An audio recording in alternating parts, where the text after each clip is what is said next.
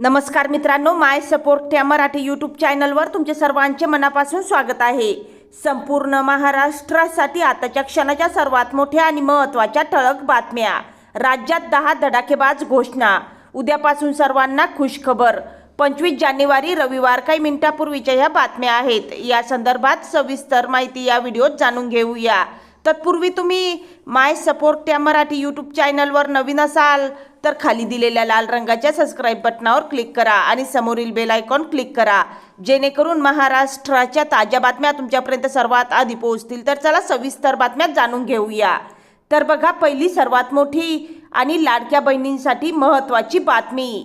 मुख्यमंत्री माझी लाडकी बहीण योजनेच्या लाभार्थी महिलांसाठी महिला आणि बालविकास मंत्री आदिती तटकरे यांनी महत्त्वाची घोषणा केली आहे। या योजनेच्या लाभार्थ्यांच्या सुविधेसाठी 181 हा विशेष हेल्पलाईन नंबर सुरू करण्यात आला आहे। या योजनेशी संबंधित सर्व तक्रारी आणि शंकांचे निरसन 181 या हेल्पलाईन नंबरवरून करण्यात येईल, असे तटकरे म्हणाले आहेत। मुख्यमंत्री माझी लाडकी बहीण योजनेची eKYC प्रक्रिया करत असताना काही कारणास्तव चुकीचा पर्याय निवडल्याने लाभ स्थगित झाल्याच्या काही तक्रारी विभागाकडे प्राप्त झाल्या आहेत। याबाबत तसेच योजनेशी संबंधित इतरही तक्रारींचे शंकांचे फोन कॉलवर निराकरण करण्यासाठी 181 या महिला हेल्पलाईन नंबरवर मदत उपलब्ध करून देण्यात आली आहे। याबाबत संबंधित कॉल ऑपरेटर्सना योग्य ते प्रशिक्षणही देण्यात आले आहे। योजनेशी संबंधित सर्व तक्रारींचे आणि शंकांचे निरसन 181 या हेल्पलाईन नंबरवरून करण्यात येणार आहे। त्यानंतरची सर्वात मोठी आणि महत्त्वाची बातमी बघा। राज्यातील शेतकऱ्यांसाठी कर्जमाफीचा मुद्दा महत्त्वपूर्ण आहे। या कर्जमाफीसाठी शेतकऱ्यांचे डोळे सरकारच्या घोषणेकडे लागून असतात। यातून शेतकऱ्यांना मोठा दिलासाही मिळतो। त्यातच आता राज्याचे कृषी मंत्री दत्तात्रय भरणे यांनी 30 जून 2026 पूर्वी राज्यातील सर्व पात्र शेतकऱ्यांना कर्जमाफीचा सरसकट लाभ दिला जाईल अशी घोषणा केली आहे। सत्ताधारी महायुती सरकारने 2024च्या विधानसभा निवडणुकींपूर्वी दिलेल्या आश्वासनाची पूर्तता करण्याच्या दृष्टीने हे एक महत्त्वाचे पाऊल मानले जात आहे।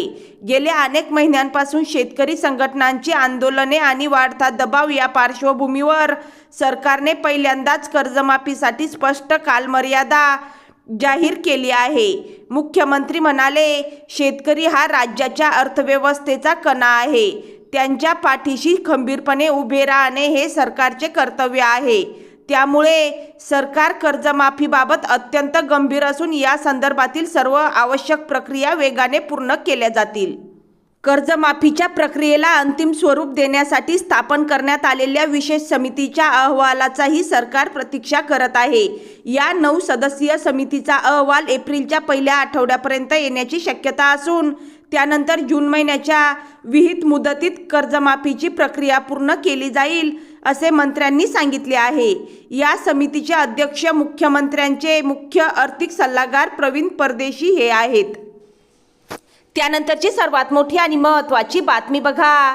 शासनाने रेशन कार्डसाठी eKYC अनिवार्य केली आहे। रेशन कार्डवर मिळणारे स्वस्त धान्य आता धोक्यात आले आहे। शासनाने रेशन कार्ड धारकांसाठी eKYC प्रक्रिया अनिवार्य केली असून गोंदिया जिल्ह्यातील तब्बल 2,37,000 लाभार्थ्यांनी अद्याप हे काम पूर्ण केलेले नाही। प्रशासनाने आता कडक पवित्रा घेतला असून दिलेल्या मुदतीत eKYC न केल्यास संबंधित लाभार्थ्यांचे नाव रेशन कार्डमधून कायमचे कापले जाणार आहे। त्यानंतरची सर्वात मोठी आणि महत्त्वाची बातमी बघा। राज्य सरकारकडून राबविण्यात येत असलेल्या मुख्यमंत्री माझी लाडकी बहीण आणि तत्सम योजनांमुळे सर्वच विभागाच्या निधीला कात्री लावण्यात आली आहे। परिणामी कृषी विभागाच्या अनेक महत्त्वाकांक्षी योजना गाळात रुतल्या असून विभागाच्या तिजोरीवर निधी अभावी खडखडाट आहे। यावर उतारा म्हणून आता कृषी विभाग केंद्र सरकारला साकडे घालणार आहे। केंद्र पुरस्कृत योजनांना निधी तातडीने द्यावा, तसेच अन्य राज्यांच्या धर्तीवर नव्याने केंद्र पुरस्कृत योजना राज्यासाठी द्याव्यात अशी मागणी राज्याचे कृषी मंत्री दत्तात्रय भरणे केंद्र सरकारकडे करणार आहेत। स्थानिक स्वराज्य संस्थांच्या निवडणुका झाल्यावर कृषी मंत्री भरणे दिल्लीला जाणार असून 100% केंद्र पुरस्कृत योजनांना निधी तातडीने देण्याबाबत केंद्रीय कृषी मंत्रालय आणि अर्थ मंत्रालयाशी चर्चा करणार आहेत.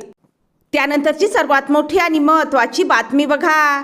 मुख्यमंत्री माझी लाडकी बहीण योजनेच्या जानेवारी महिन्याच्या हप्त्याची लाभार्थी महिला आतुरतेने वाट पाहत आहेत. जानेवारी संपत आला तरीही अनेक महिलांच्या खात्यात रक्कम जमा झालेली नाही. जिल्हा परिषद निवडणुकांच्या पार्श्वभूमीवर हा हप्ता पुढील आठवड्यात जमा होण्याची शक्यता वर्तवण्यात आली आहे. यापूर्वीही निवडणुकीच्या आधी हप्ता देण्यात आल्याचा अनुभव आहे. मात्र याबाबत सरकारकडून अद्याप अधिकृत घोषणा करण्यात आलेली नाही. निवडणुकीआधी हप्ता मिळण्याची शक्यता. राज्यात सध्या जिल्हा परिषद निवडणुकांची तयारी सुरू आहे.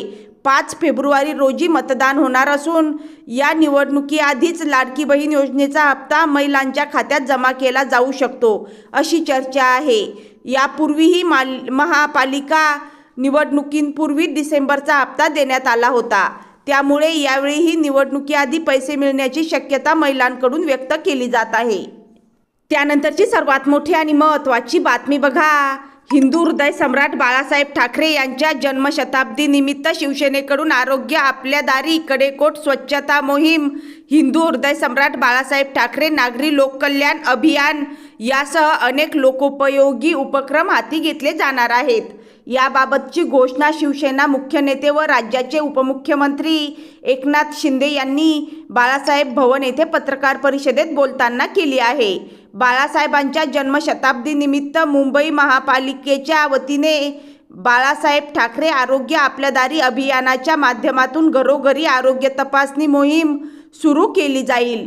सुरुवातीला मुंबईत आणि त्यानंतर उर्वरित महाराष्ट्रात हे अभियान राबविण्यात येईल, असे उपमुख्यमंत्री एकनाथ शिंदे यांनी सांगितले. मुंबई महापालिका रुग्णालयांमध्ये रुग्णांना झिरो प्रिस्क्रिप्शन आणि कॅशलेस सुविधा उपलब्ध केली जाणार आहे. प्रदूषण नियामक मंडळाच्या माध्यमातून राज्यात हिंदू हृदय सम्राट बाळासाहेब ठाकरे गडकोट किल्ले स्वच्छता मोहीम राबविली जाणार आहे. या गडकोटांवर RO फिल्टर बसवले जातील. तसेच प्लॅस्टिक मुक्त गडकोट किल्ले अशी मोहीम हाती घेतली जाणार आहे. त्यानंतरची सर्वात मोठी आणि महत्त्वाची बातमी बघा. महाराष्ट्र नवनिर्माण सेनेचे अध्यक्ष राज ठाकरे आणि शिवसेना पक्षप्रमुख उद्धव ठाकरे हे दोन्ही भाऊ पुन्हा एकदा राजकीयदृष्ट्या एकत्र येणार का, अशा चर्चांना आता उधाण आले आहे. राज ठाकरे यांनी शिवसेना सोडण्याबाबत 20 वर्षानंतर केलेली भावना हे या चर्चेचं निमित्त ठरलं आहे. शिवसेना सोडणं हे माझ्यासाठी केवळ पक्ष सोडणं नव्हता, तर ते घर सोडण्यासारखं होतं, असं भाऊक विधान राज ठाकरे यांनी केलं आहे. 2005 मध्ये राज ठाकरेंनी शिवसेनेला जय महाराष्ट्र केला होता. तेव्हा त्यांनी माझ्या विठ्ठलाला बडव्यांनी घेरलंय असं म्हटलं होतं. मात्र 2026 मध्ये आता 21 वर्षाच्या प्रदीर्घ काळानंतर राज ठाकरेंच्या सुरात बदल झाला असून त्यांनी घरवापसीचे संकेत दिल्याचे बोलले जात आहे. त्यानंतरची सर्वात मोठी आणि महत्त्वाची बातमी बघा.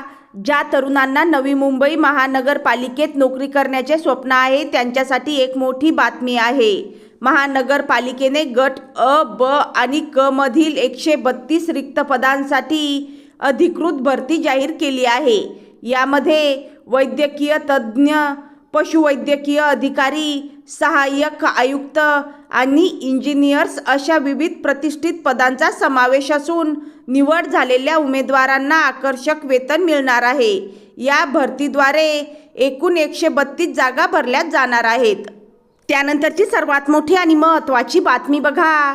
काही दिवसांपूर्वीच महापालिका निवडणुकीचा निकाल लागला आहे. या निवडणुकींमध्ये भाजपनं मोठं यश मिळवलं. मात्र जरी भाजप राज्यात सर्वात मोठा पक्ष ठरला असला तरी अशा अनेक महापालिका आहेत जिथे भाजपला सत्ता स्थापनेसाठी आपल्या मित्रपक्षांची गरज लागणार आहे. त्यामुळे आता महापौर पदाच्या आरक्षण सोडतीनंतर आकड्यांची जुळवाजुळव सुरू झाली आहे. एकीकडे जिथे तिथे भाजपचं संख्याबळ जास्त आहे तिथे भाजप सत्ता स्थापनेसाठी प्रयत्न करत आहे, तर दुसरीकडे जिथे भाजपचे थोडे कमी नगरसेवक आहेत तिथे सर्वांनी एकत्र येऊन भाजपला सत्तेपासून दूर ठेवण्याचा प्रयत्न विरोधकांकडून सुरू आहे.